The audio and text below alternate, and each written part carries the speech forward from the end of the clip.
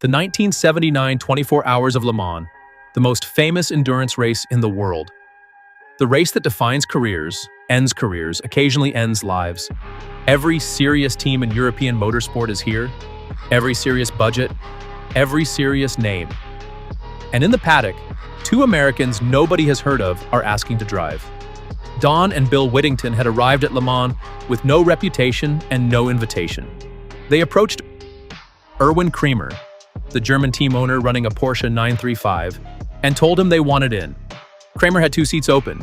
He also had no interest in handing them to men he had never heard of. When they kept pushing, he did what people do when they want a conversation to end.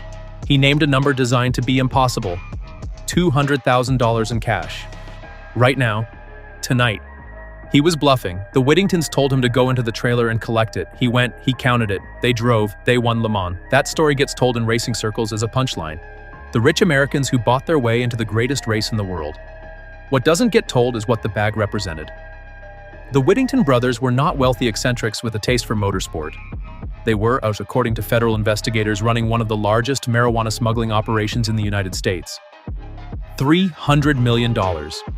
That was the scale of what sat behind the duffel bag Erwin Kremer counted out by hand in a Porsche trailer at Le Mans. $300 million. Funding race cars. But the Le Mans win was almost incidental, almost a side effect of an operation that ran so deep it required its own infrastructure. The brothers bought Road Atlanta, a full professional race circuit, not as a passion project, not as an investment. According to federal investigators, they used its back straight as a runway.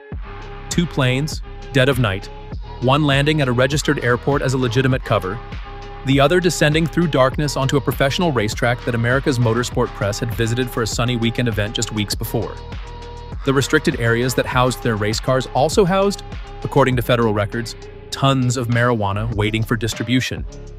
The facility that appeared in glossy racing magazines, the circuit that hosted professional drivers and paying spectators and network television cameras, was simultaneously a drug logistics hub, running in parallel, hiding in plain sight. Their sponsors were Shells. One was listed as a suntan lotion distributor. It was a company that existed on paper to explain away the kind of money that cannot explain itself any other way. This is what $300 million looks like when it needs somewhere to go. It buys racetracks. It wins Le Mans. It gets photographed on podiums. It becomes, in the motorsport record books, legitimate. The trophy does not come with a footnote. The history books do not carry an asterisk. The Whittingtons raced for years, won races, traveled the circuit, were photographed, were celebrated, were precisely what they appeared to be: competitive, well-funded, and present. Until they weren't. When the federal investigation finally closed around them, the full architecture of the operation came into focus. The convictions came. The sentences came. And Road Atlanta, the circuit with the drug runway on its back straight, was seized by the United States government. The track they had purchased with smuggling proceeds was taken from them by the country they had been defrauding. They served their time. They were released. The race wins stayed in the record books. But neither of them was the man who turned this from a criminal operation into something that looked, from the outside, like a genuine American success story. Neither of them stood on the Indy 500 podium. Neither of them won a championship as an independent team with no manufacturer support. That was the third man, the one who even now most people in motorsport have never heard of.